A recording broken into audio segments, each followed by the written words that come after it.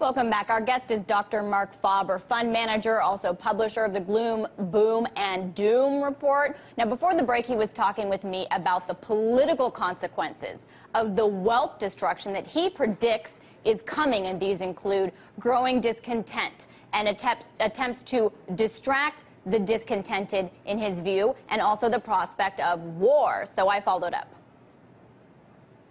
The Bolshevik Revolution happened during World War I. Is there a threat there could be some kind of major revolt similar to that in countries like Greece or Spain, for example, where the public debt will jump to its highest level since 1990 this year as their economy sinks into recession and the country is under intense pressure to cut its deficit and repay its debt without outside help, or even the U.S.? You know, could we see social unrest become an even bigger force for change than war? Yes, in countries like Spain or Greece, when the population is faced with austerity and salary cuts and pension cuts and so on, they scratch their heads and they ask them, where did all the money go? And then they find out it went to several government officials and a few rich people. And of course, they're not happy about this. And then it can lead to social unrest, yes. Mm-hmm. And, you know, you've suggested that rural real estate might be a good buy because, hey, at least people won't bomb your roof. So is this why you've recently been suggesting buying real estate in southern U.S. areas like Florida and Georgia, outside of major cities, of course?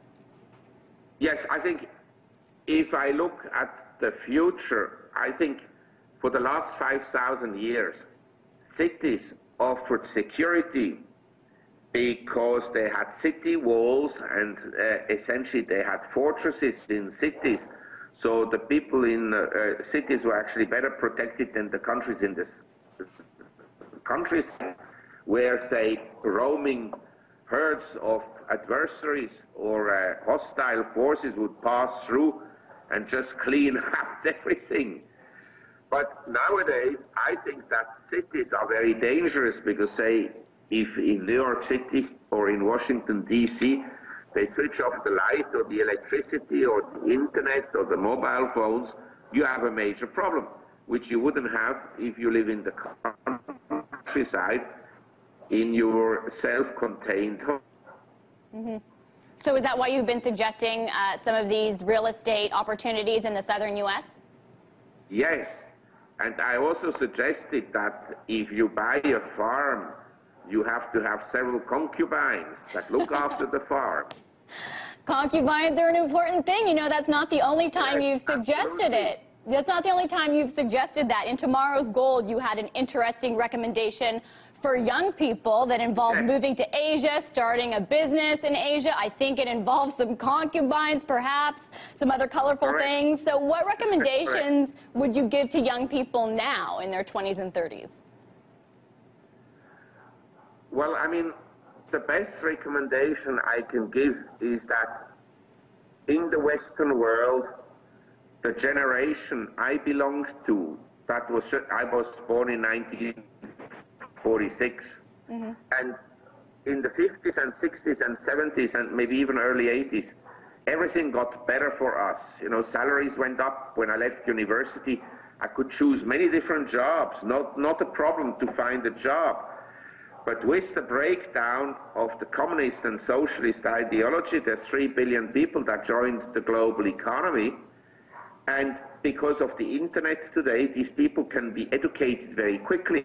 They can learn without having to buy a book. Because say if you're born in a small village in India and you have to buy a book that costs $50 US, you just can't afford it.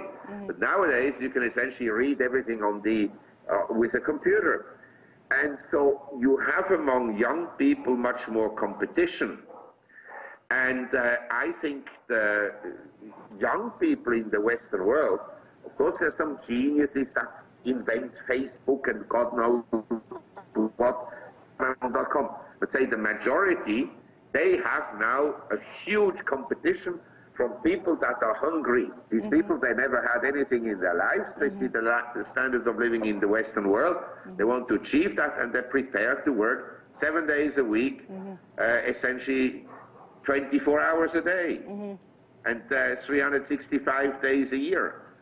And that is a huge competition. And so I think young people have to lower their expectations. And I believe the mentality in the Western world is this entitlement society, where, you know, everybody says, yeah, I like the market, and we have to have free markets and a capitalistic system. When something goes wrong, yeah, the Papa state should help, give me benefits and God knows what. That has to be changed, this attitude. So he's basically saying lower your expectations or be hungrier. In either case, a little more bleak than moving to Asia and getting some concubines. I'll leave you on that note. That was Dr. Marc Faber, fund manager, also publisher of the Gloom, Boom, and Doom report.